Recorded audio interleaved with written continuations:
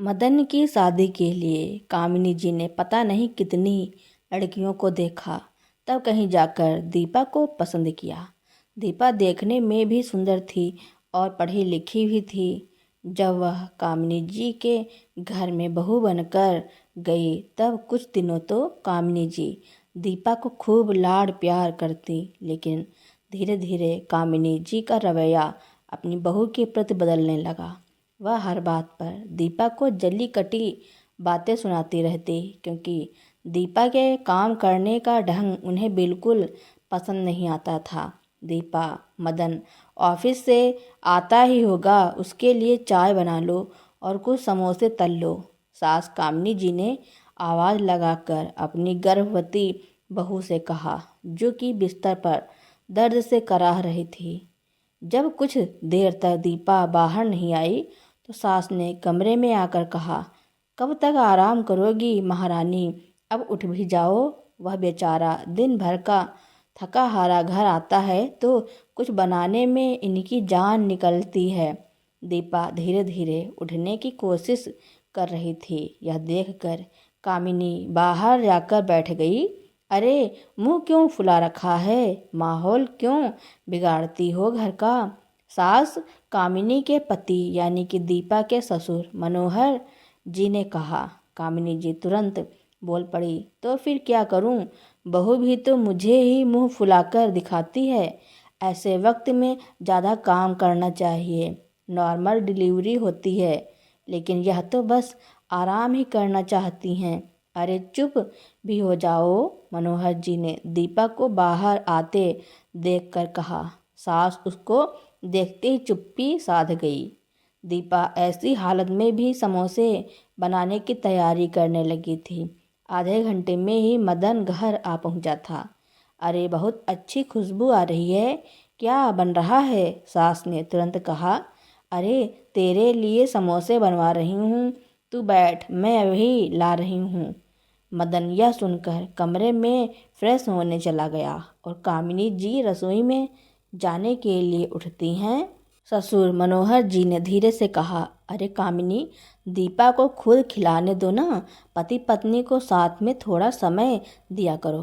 कामिनी जी ने मुंह बनाकर कहा, मैं कहाँ बीच में आ रही हूँ, अगर आती तो यह प्रेग्नेंट होती। तुम भी हद करते हो, तुमसे तो बात करना ही बेकार है। मनोहर जी चिढ़ गए थे। कामिनी जी ने मदन और मनोहर जी के लिए समोसे की प्लेट सजाई और टेबल पर आकर बैठ गईं। मदन, आजा, चाय भी बन गई है। कामिनी जी मदन को आवाज़ लगाने लगी थी। 5 मिनट में मदन आकर सबके साथ समोसे खाने लगा। वाह, क्या समोसे बने हैं, मदन ने तारीफ करते हुए कहा। दीपा, तुम भी आ जाओ ना, साथ में खाते हैं। कामिनी जी बीच में बोल पड़ी, अरे यह नहीं खा सकती समोसे, इसकी सेहत के लिए अच्छे नहीं हैं, बच्चे का मामला है, समझा करो।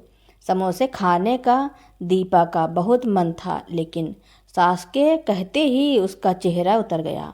उसकी उदासी को कोई नहीं भांप पाया। शादी को 6 महीने ही हुए थे और दीपा अब माँ बनने वाली थी। उसकी उम्र कोई ज़्यादा नहीं थी, सिर्फ 22 साल की ही थी और वह पहले पढ़ाई पूरी करना चाहती थी, मगर किसी ने साथ नहीं दिया। मदन ने कहा कि साथ में पढ़ाई भी कर लेना, लेकिन शादी होते ही सारे वादे भूल गया। अब इस घर में उसका साथ देने वाला कोई नहीं था। ससुर जी इस बारे में कुछ जानते ही नहीं थे और वैसे भी सास कामिनी जी को बहू का ससुर से बात करना पसंद ही नहीं था। दीपा कभी किसी से कुछ नहीं कह पाई और अब पेट में पल रहे बच्चे के कारण सब सहना पड़ रहा था। मदन की उम्र दीपा के बराबर ही थी। मदन आर्मी में जाने की तैयारी कर रहा था। सरकारी नौकरी का उसका सपना जाने क्या क्या साथ ले जा रहा था। फिलहाल एक तो प्राइवेट नौकरी करके काम चला रहा था। उसके पापा एक कॉलेज के रिटायर्ड प्रिंसिपल थे। सिद्धांतों पर चलने वाले मनोहर जी झूठ के खिलाफ थे और अनुशासन पसंद थे। उन्हें उनकी पत्नी कामिनी का बहू के साथ व्यवहार कतई पसंद नहीं था, लेकिन कुछ कह नहीं पाते थे। उन्हें बहुत खराब लगता था कि एक रिटायर्ड प्रिंसिपल होकर अपने ही घर में उनके सिद्धांत माने नहीं जाते और वह गलत के खिलाफ आवाज़ नहीं उठा पाते। दीपा की डिलीवरी के 3 महीने बचे थे और दीपा की बेचैनी बढ़ती जा रही थी। घर में कामिनी जी अक्सर चर्चा किया करती कि अपने पोते के लिए सोने की चैन बनवाऊंगी। यह सब सुनकर दीपा परेशान होती और चिंता में पड़ जाती। मन में कहती कि अगर बेटी हो गई तो क्या होगा। वह दिन भी आ गया जब दर्द उठने पर दीपा को अस्पताल में भर्ती कराया गया। अस्पताल जाती हुई दीपा के कान में सास कामिनी की बातें गूंज रही थी। अब मेरा पोता मेरे हाथों में आएगा, मेरे मदन का बेटा मेरा पोता, हर ख्वाहिश पूरी करूंगी उसकी। दीपा जब हॉस्पिटल पहुंची तो डॉक्टर से पता चला कि उसका बीपी हाई हो गया है। डॉक्टर टेंशन में थे और हर संभव कोशिश कर रहे थे कि माँ के साथ बच्चे की भी जान बच जाए। ऑपरेशन कर दोनों की जान बचा ली गई। मदन बहुत खुश था, लेकिन कामिनी जी बार बार यही पूछ रही थी कि लड़की हुई या लड़का। डॉक्टर ने आकर कहा, बधाई हो, आपको बेटी हुई है। यह सुनते ही कामिनी जी का मूड खराब हो गया और वह माथा पकड़कर कुर्सी पर बैठ गई।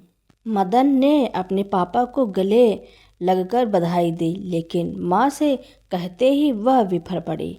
इतना खुश होने की जरूरत नहीं है, लड़की ही हुई है। मनोहर जी ने तुरंत कहा, शर्म करो कुछ, आज के ज़माने में ऐसी बातें करती हो।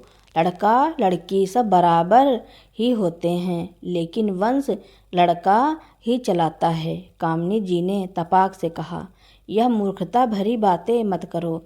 इतना कहकर मनोहर जी ने अस्पताल के कारण चुप रहना ही सही समझा। कुछ दिनों बाद दीपा घर आ गई थी और साथ ही दूसरी खुशखबरी भी आ गई थी। मदन को आर्मी में नौकरी मिल गई थी। मनोहर जी ने कहा, देखो कितनी लकी है हमारी गुड़िया, इसके भाग्य से मदन को सरकारी नौकरी मिल ही गई। कामिनी जी ने कहा, ऐसा कुछ नहीं है, दुनिया भर का दहेज जोड़ लीजिए, इसके लिए क्या फ़ायदा सरकारी नौकरी का, जब सारा इकट्ठा पैसा यही ले जाएगी। मनोहर जी ने कहा, भले तुमने लिया होगा दहेज, लेकिन हम खूब पढ़ाएंगे इसको और दहेज बिल्कुल नहीं दिया जाएगा। कामिनी जी का मुंह बन गया और वह उठकर कमरे में चली गई। दीपा को अब बात बात पर लड़की के ताने मिलने लगे थे। दीपा को मनोहर जी अकेले में समझाते रहे और दीपा ससुर जी के सहारे सब बर्दाश्त करती रही। यूं ही बच्ची 1 साल की होने को आई है और जब वह तुतलाती हुई जुबान से अम्मा बाबा पुकारती तो मनोहर जी का दिल गदगद हो जाता। मनोहर जी उसे बहुत प्यार करते, मगर कामिनी जी उसको पास भी नहीं भटकने देती थी। मनोहर जी कई बार कहते, देखो कामिनी तुम्हें कितने प्यार से देख रही है, इसको थोड़ा प्यार कर लिया करो। लेकिन कामिनी जी की इससे नफरत और बढ़ जाती। वह उसे देखकर हमेशा नाक भौं ही सिकोड़ती रहती थी। बच्ची का जन्मदिन पास आ गया था और मनोहर जी खुशी से उसकी तैयारियों में जुटे हुए थे। कामिनी जी इतना सब देखकर मन ही मन कुढ़ती रही और एक दिन कह भी दिया कि क्यों इतना फालतू खर्चा करने में लगे हो, लड़कियों के जन्मदिन कौन मनाता है। मनोहर जी ने झट से कहा, एक औरत होकर तुम्हें कहते शर्म क्यों नहीं आती। शर्म क्यों आनी, हमारा भी कभी जन्मदिन नहीं हुआ, कभी केक नहीं काटा गया, यह सब लड़कों के लिए ही अच्छा लगता है। कामिनी जी इतना सुनने के बाद भी इतनी बड़ी बात कह गई थी। मनोहर जी मूड खराब करना नहीं चाहते थे, तो उन्होंने उनके मुंह लगना सही नहीं समझा। जन्मदिन के दिन सुबह से ही घर तैयारियां और घर की साज सजावट हो रही थी। शाम को घर में पार्टी थी और सबके खाने का शानदार इंतजाम किया गया था। दीपा यह सब देखकर खुशी से फूले नहीं समा रही थी, लेकिन सास के व्यवहार के कारण बेचारी अपनी खुशी जाहिर नहीं कर पा रही थी। जन्मदिन अच्छे से मनाया गया और दीपा के मायके से काफ़ी सारे महंगे महंगे गिफ्ट्स आए, जिन्हें देखकर सास कामिनी जी की आंखें खुली रह गईं। अगले दिन सोने की चैन देखकर कामिनी जी खुशी से फूली जा रही थी, तो मनोहर जी ने कह दिया, बेटी के बर्थडे की खुशी में तुम्हें चैन मिली, अब बुरा नहीं लग रहा तुम्हें? तुम्हें तो बेटियों के लिए कुछ करना ही पसंद नहीं। हाँ, तो लड़का होता तो और ही बात होती। अब भी कामिनी जी के सुर वैसे ही थे। कामिनी जी, मनोहर जी को बहुत गुस्सा आया, लेकिन उन्हें पता था कि यह कभी सुधरने वाली नहीं है, तो चुप्पी साध लेते। मदन की ज्वाइनिंग होने वाली थी और उसे अपने घर से बहुत दूर पंजाब में पोस्टिंग मिली थी। दीपा का रो रो कर बुरा हाल था और कामिनी जी एक ही जिद पर अड़ी थी कि मुझे भी साथ ले चल। मदन ने कहा, मम्मी, अभी वहाँ कुछ इंतजाम नहीं होगा, अभी परिवार में से किसी को नहीं ले जा सकता, आप यहीं रहिए और पापा का ख्याल रखिए। कामिनी जी कुछ बोल नहीं पाई और मदन चला गया। मदन के जाने के बाद कामिनी जी ने दीपा के साथ दुर्व्यवहार करना शुरू कर दिया। बच्ची को जरा जरा बात पर डांट देती और घर का कोई सामान छूने नहीं देती। दीपा उसे हमेशा अपने कमरे में बंद रखती थी, मगर मनोहर जी उसे बाहर घुमाने ले जाते और उसकी इच्छा पूरी करते थे। एक बार दीपा बच्ची को मनोहर जी के साथ छोड़कर कुछ देर के लिए मंदिर चली गई।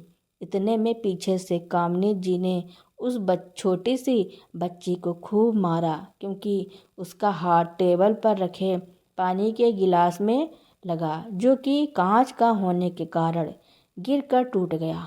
मनोहर जी उसे बचाते रहे, मगर कामिनी जी ने उसे खूब मार कर ही दम लिया। अंत में मनोहर जी ने उसे जोर से अपनी तरफ खींच लिया और अंदर ले जाकर सीने से लगाकर बड़ी मुश्किल से चुप करवाया। बच्ची ज़्यादा बोल नहीं पाती थी। जब तक दीपा घर आई तब तक बच्ची शांत हो चुकी थी, लेकिन माँ को देखकर सिसकने लगी। लेकिन इस घटना के बाद वह कामिनी जी को देखते ही डरने लगी। इस बात के बारे में मनोहर जी ने दीपा से कुछ न कहा, लेकिन अकेले में कामिनी जी को चेतावनी दे दी थी कि अगर उसने फिर से ऐसा किया तो वह चुप नहीं रहेंगे और दीपा को मदन के साथ भेज देंगे। मगर फिर भी निडर कामिनी जी दीपा और उसकी बेटी को परेशान करने का कोई मौका न छोड़ती थी। 6 महीने बाद मदन आने वाला था, मगर यह बात दीपा को नहीं बताई गई और कामिनी जी ने कहा कि दीपा के लिए सरप्राइज रखेंगे। इसी कारण उसने मनोहर जी को भी मना कर दिया कि दीपा को ना बताएं। मनोहर जी ने भी इसी कारण दीपा को नहीं बताया। मदन के आने के एक दिन पहले ही दीपा को उसके मायके भेज दिया और दीपा भी खुशी से चली गई। मनोहर जी को कामिनी जी के मन का आभास आभास न था कि वह क्या करने वाली हैं। जैसे ही मदन आया तो पिताजी को देखते ही गले लग गया और माँ के भी, लेकिन दीपा को घर में ना देखकर बोला, माँ, दीपा कहाँ है?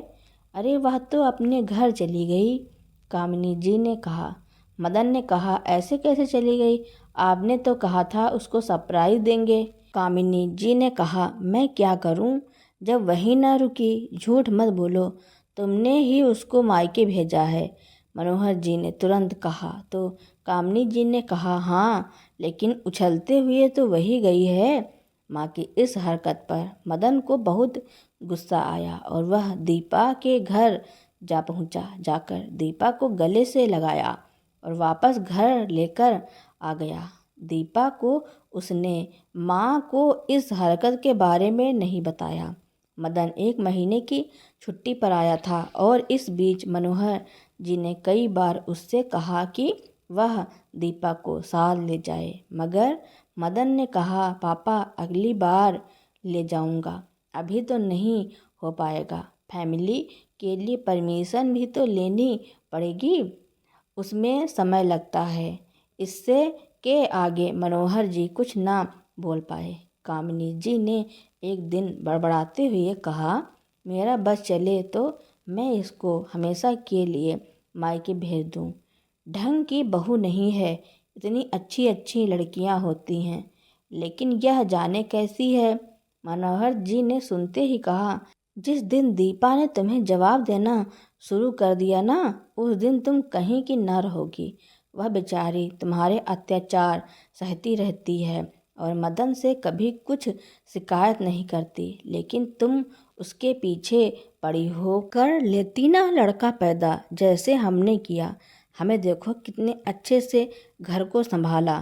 कामिनी जी बेतुके जवाब देने लगी। मनोहर जी गुस्से में बोले, लड़का क्या मर्जी से पैदा होता है? तुम्हें ऐसा कहते हुए जरा भी बुरा नहीं लगता? तुम भी तो एक औरत ही हो, क्यों लगेगा बुरा? एक पोते की चाह कोई बुरी बात है क्या? तुम तो मेरे पीछे पड़े हो। दीपा में ऐसा क्या है जो तुम्हें वह अच्छी लगती है? कहीं कुछ और बात तो नहीं है? कहीं मेरे पीछे कोई गुल तो नहीं खिला रहे? यह बात सुनते ही मनोहर जी का पारा हाई हो गया और उन्होंने गुस्से में कामिनी जी को जोरदार थप्पड़ मार दिया। कामिनी जी ने तुरंत कहा, अब समझ गई मैं कि क्या बात है, वरना इसके लिए मुझे थप्पड़ क्यों मारते। इस बात पर तो मनोहर जी से रहा न गया और वह कामिनी जी से कहते हुए आगे बढ़े, अभी बाहर निकल। लेकिन इतना ही कह पाए थे कि उनके सीने में तेज दर्द उठा और वह सीने को पकड़े नीचे गिर गए। सामने खड़ी कामिनी जी पहले तो देखती रही और फिर स्थिति समझकर उठाने दौड़ी। उठिए उठिए ना, क्या हुआ? अरे कुछ तो बोलिए। मदन मदन, देख तेरे पापा को क्या हो गया। कामिनी जी जोर जोर से चीख रही थी। तभी उसे ख्याल आया कि मदन तो दीपा के साथ बाहर गया है कि तभी मदन वहां आ गया। मदन अपने पापा की ऐसी हालत देखकर घबरा गया। पापा उठिए ना, दीपा पानी ला जल्दी से। दीपा भी वहीं आ गई और पानी लाने चली गई। जब तक मनोहर जी बेहोश हो चुके थे, मदन ने उन्हें लेकर जल्दी से अस्पताल पहुंच गया, जहां आनन फानन में डॉक्टर ने इलाज शुरू कर दिया। कुछ देर बाद पता चला कि मनोहर जी को हार्ट अटैक आया था और बड़ी मुश्किल से उनकी जान बचाई जा सकी है, किंतु अगली बार ऐसा हुआ तो जान पर बन सकती है। अगले दिन मनोहर जी को होश आया तो सब उनसे मिले, लेकिन उन्होंने कामिनी जी की तरफ देखा भी नहीं। मनोहर जी का खूब ख्याल रखा जा रहा था और कुछ दिन बाद वह घर भी आ गए। डॉक्टर की सख्त हिदायत थी कि इनको चिंता से दूर रखा जाए और कोई भी ऐसी बात इनके सामने ना की जाए जिससे इनके दिल पर असर हो। अब कामिनी जी खामोश रहने लगी और इस बात का सारा इल्ज़ाम मन ही मन दीपा पर डालने लगी। बस डॉक्टर की हिदायत के कारण कुछ बोल नहीं पा रही थी। कुछ दिन बाद मदन के वापस जाने का समय आ गया तो मनोहर जी ने उससे कहा, बेटा अगली बार दीपा को साथ लेकर ही जाना, पति के साथ रहना ही ठीक है। मदन ने कहा, हाँ पापा, मैं अगली बार ले जाऊंगा। मदन के जाने के बाद कामिनी ने फिर से दीपा के साथ वही व्यवहार शुरू कर दिया, लेकिन अब मनोहर जी से बचकर करने लगी। दीपा समझदार थी और मनोहर जी की तबीयत के कारण उनसे कुछ नहीं कहती थी, मगर कामिनी जी ने सारी सीमा लांघते हुए एक बार दीपा से कहा, ससुर के सामने अच्छी बनने का कितना ढोंग करती है। तेरे माँ बाप ने क्या तुझे यही सिखाया है कि दूसरे का पति छीन लो, उसको अपने बस में कर लो? तेरा ही ख्याल रखता है, अपनी बीवी का क्यों नहीं रखता। दीपा इस बार बोली, मम्मी जी यह आप कैसी बातें कर रही हैं, मैंने आपको कभी जवाब नहीं दिया तो इसका मतलब यह नहीं कि आप कुछ भी कहेंगी। ऐसे गिरे हुए इल्ज़ाम लगाने से पहले ससुर बहू के रिश्ते के बारे में भी सोच लिया होता। दीपा कहते कहते रोने लगी थी। अरे मैं क्यों सोचूं, तूने सोचा था क्या मेरे पति को बस में करते हुए, कामिनी जी ने और भी जोर से कहा।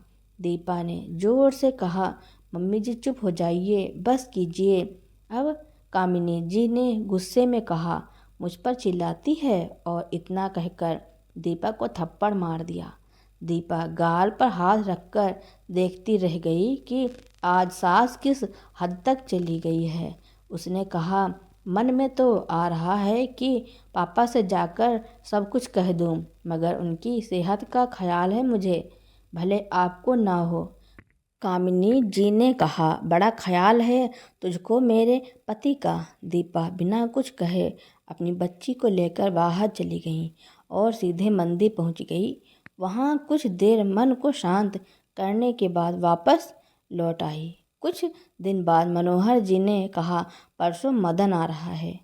दीपा खुश हो गई, लेकिन पूछने लगी, पापा जी इतनी जल्दी क्यों, इतनी जल्दी छुट्टी कैसे मिल गई, वह अभी तो आकर गए थे। मनोहर जी ने कहा, उसको कुछ काम है। अब घर में मदन का इंतजार होने लगा। कामिनी जी बेटे के आने की खुशी में लड्डू बनाने लगी। एक दिन बाद मदन घर आ गया। थोड़ा आराम करने के बाद उसने कहा, पापा के लिए एक जॉब है, लेकिन वहाँ अकेले ही रहना होगा।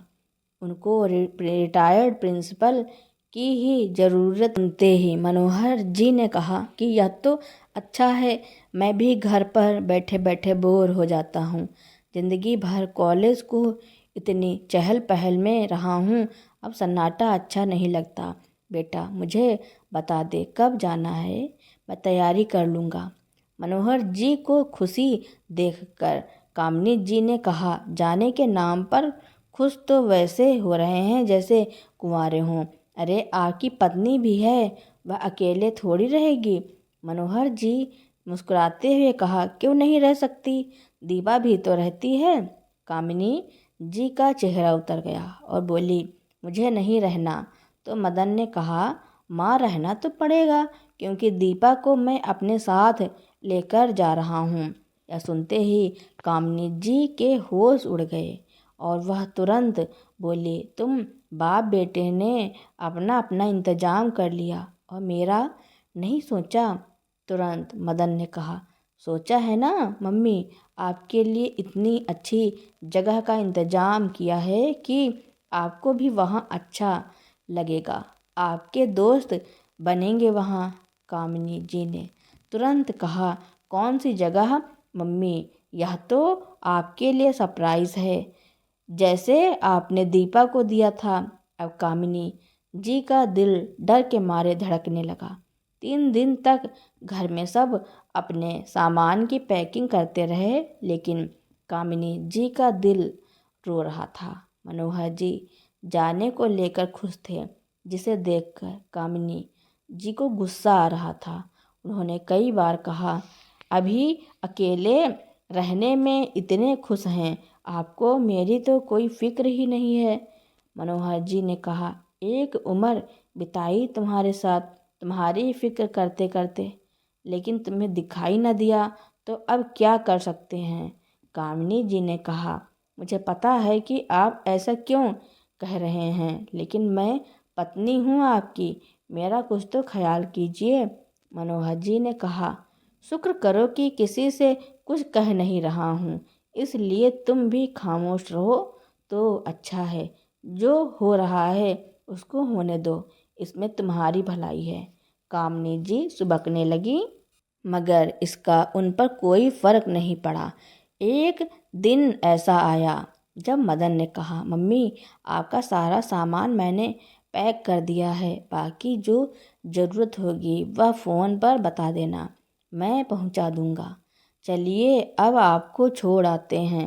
उसके बाद हमको भी निकलना है। कामिनी जी का दिल जोर जोर से धक धक करने लगा। उन्होंने पति की तरफ देखा, लेकिन मनोहर जी ने निगाह घुमा ली। सब कार में बैठे और कामिनी जी दुखी मन से मुड़कर घर को देखने लगी। जिस पर मदन ने कहा, हाँ मम्मी, एक बार देख लीजिए, क्योंकि अब तो पता नहीं कि कब आना होगा, क्योंकि हम सब भी जा रहे हैं।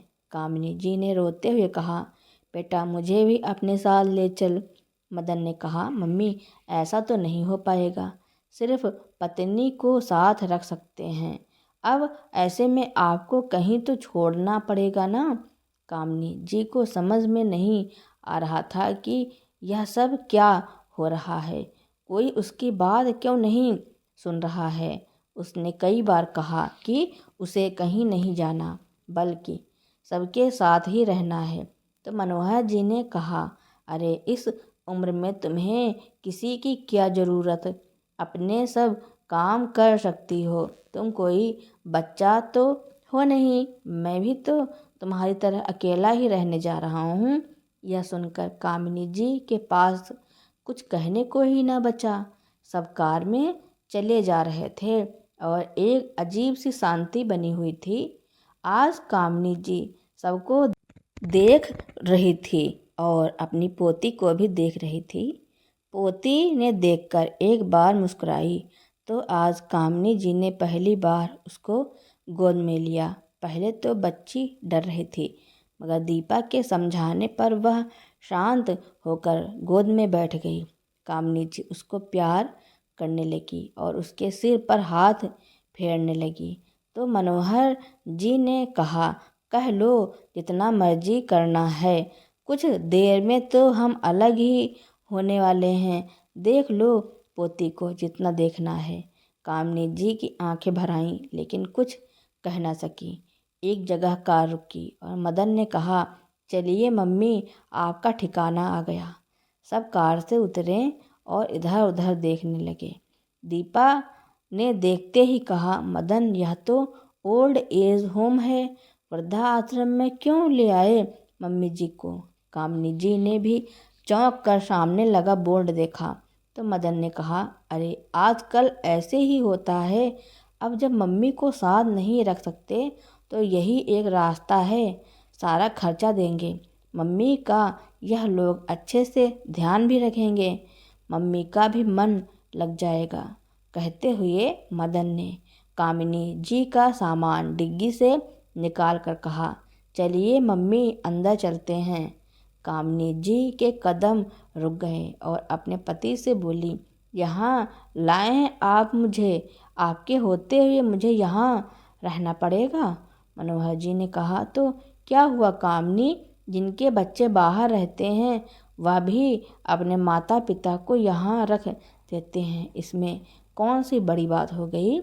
कामिनी जी ने कहा, इतनी बड़ी बात को आप छोटी सी बात कह रहे हैं। मुझे यहाँ रख कर खुद जा रहे हैं, आप भी यहाँ क्यों नहीं रहते।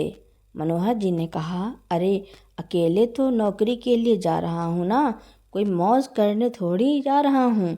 अब अगर इस उम्र में रिटायरमेंट के बाद कोई अच्छा मौका मिला है तो मैं भला कैसे छोड़ सकता हूँ।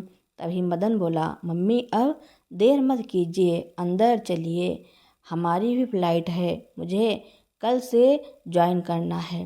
मनोहर जी ने कहा, हाँ मुझे भी तो करना है, चलो अंदर चलो। सब आगे गए तो पीछे से कामिनी जी ने दीपा से कहा, दीपा तू कुछ करना बेटा, तेरी सास को अपने बेटे बहू के होते यहाँ बूढ़ों के आश्रम में रहना पड़ेगा।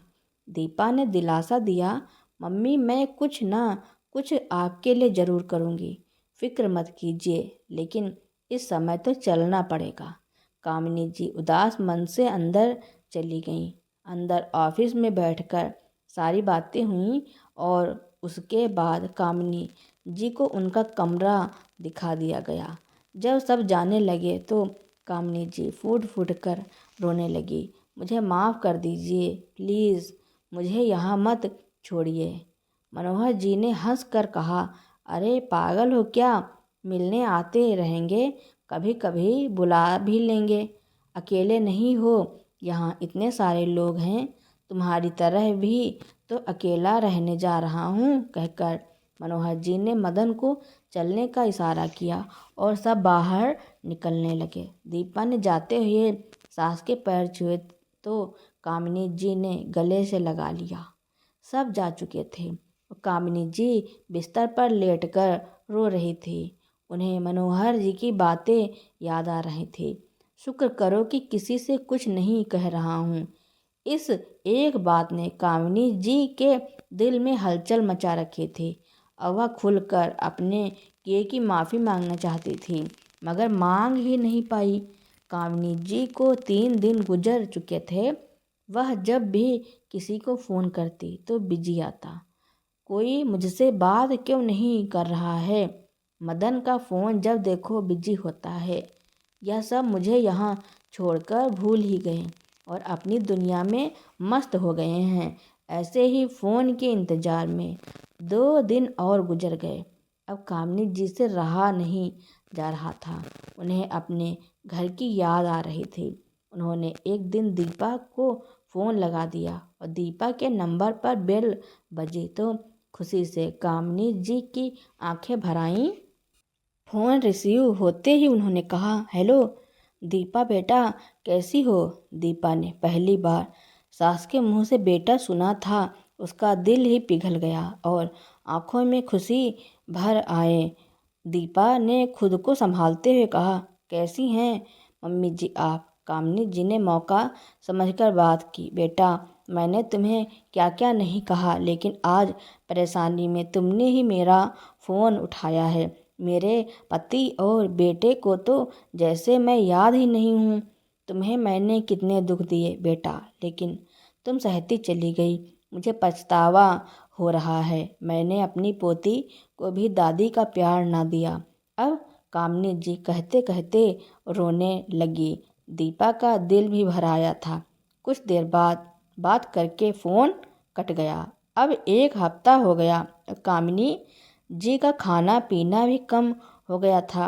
अपने घर से दूर होकर उनकी तबीयत नाजुक होने लगी। इंचार्ज ने कामिनी जी से पूछकर दीपा को फ़ोन किया और कहा, इनकी तबीयत खराब है, घर से कोई आएगा क्या? दीपा ने कहा, मैं आती हूँ। और कुछ ही देर में दीपा आने के लिए निकल गई। दीपा कार चलाना जानती थी, खुद ही कार से वहाँ जा पहुँची। 2 घंटे बाद दीपा वापस आई तो उसके साथ कामिनी जी थी। सबको घर में देखकर कामिनी जी चौंक गईं। तुम सब लोग कब आए? तुम सब तो चले गए थे ना? कामिनी जी ने मदन और अपने पति की तरफ देखकर कहा। मनोहर जी ने उठकर कहा, कोई कहीं नहीं गया था, यह सब तुम्हें सबक सिखाने के लिए था। अपने घर से दूर होकर कैसा लगा? अब कामिनी जी सबके चेहरे देखती रह गईं। मनोहर जी ने कहा, कुछ समझ नहीं आया ना? चलो मैं समझाता हूँ। पहले तो यह कि तुम्हारी इतनी बड़ी बड़ी हरकतों के बाद तुम्हारी वही बहू तुम्हें वापस लेने गई जिसे तुम पसंद नहीं करती थी। तुम्हें पता है कि तुम्हारी तबीयत खराब होने की खबर सुनकर इसने क्या कहा? कहा कि पापा अब बस कीजिए, मम्मी काफ़ी परेशान हो चुकी हैं। सबक सिखाने के चक्कर में वह बीमार हो गई हैं। वह दिन रात सबको याद करके रोती हैं। मैंने इसको याद भी दिलाया कि तुम्हारी सास ने कैसे गंदे इल्ज़ाम लगाकर तुम्हारा जीना मुश्किल किया था, लेकिन तुम्हारी बहू तो इतनी सुशील है कि इसने कहा कि नहीं पापा, वह सब अनजाने में हो गया, उनसे कोई बात नहीं। लेकिन अब अगर कोई मम्मी को लेने नहीं जा रहा है तो मैं लेकर आ रही हूँ। कामिनी, क्या इतना बड़ा दिल कभी तुम्हारा हो सकता है? अरे तुम तो माफ़ी भी नहीं मांग सकती, तुम छोटी हो जाओगी ना? कामिनी जी सिर नीचे किए खड़ी थी। दीपा ने सहारा देकर बिठाया, लेकिन कामिनी जी ने तुरंत उससे कहा, बेटा माफ़ी मांगने लायक तो नहीं हूँ। कितने बड़े बड़े इल्ज़ाम लगाए मैंने तुम पर। मगर हाथ जोड़कर माफ़ी मांगती हूँ, कहकर कामिनी जी दीपा के पैरों में गिर गई।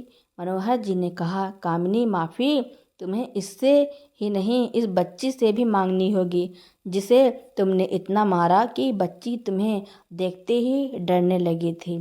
कामिनी जी फूट फूट कर रो रही थी। रो रो कर उसका हाल बेहाल हो रहा था। उसने बच्ची को उठाया और गले से लगाकर कहा, मेरी बच्ची, सॉरी। उसको खूब प्यार किया और सहलाया।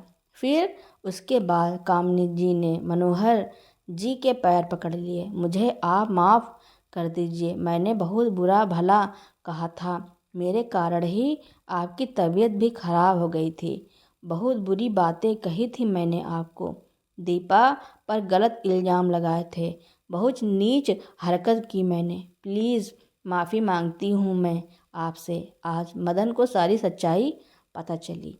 मनोहर जी ने कहा, कोई कहीं नहीं जा रहा है, मैं भी कोई नौकरी नहीं कर रहा हूँ, लेकिन यह सब तुम्हें सिखाने के लिए किया था, क्योंकि उस दिन मैंने सुन लिया था जब तुम दीपा को अनाप शनाप बातें कह रही थी, उसके चरित्र पर इल्ज़ाम लगाए थे, वह भी बाप बेटी जैसे रिश्ते पर। जब से तुम्हें आश्रम छोड़ा है तब से हम यहीं हैं, बस तुम्हारे सुधरने का इंतज़ार कर रहे थे, लेकिन तुम्हारी बहू ने जल्दबाजी दिखा दी। कामिनी जी ने दीपा को गले से लगाकर कहा, बेटा थैंक यू, वरना मैं वहीं मर जाती। यह सुनकर सब हंसने लगे। मदन ने आगे बढ़कर कहा, मम्मी, यह बहू है आपकी, इसने कभी आपका बुरा नहीं सोचा।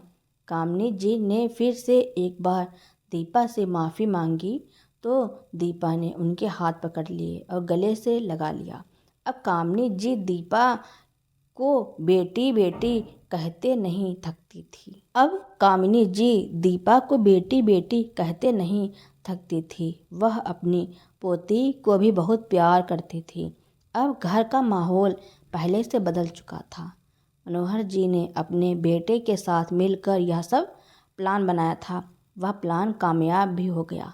कामिनी जी का अपनी बहू के प्रति रवैया बिल्कुल बदल चुका था। पोती भी अपनी दादी के साथ खेलती। पहले वह अपनी दादी से डरती रहती थी, अब उनका घर स्वर्ग बन चुका था। मदन को भी घर की चिंता नहीं होती थी। तो दोस्तों, मनोहर जी ने अपनी पत्नी को सबक सिखाने के लिए जो किया, उसके बारे में आपका क्या कहना है और यह कहानी आपको कैसी लगी, कमेंट में ज़रूर लिखना। मेरी कहानी सुनने के लिए आपका बहुत बहुत धन्यवाद।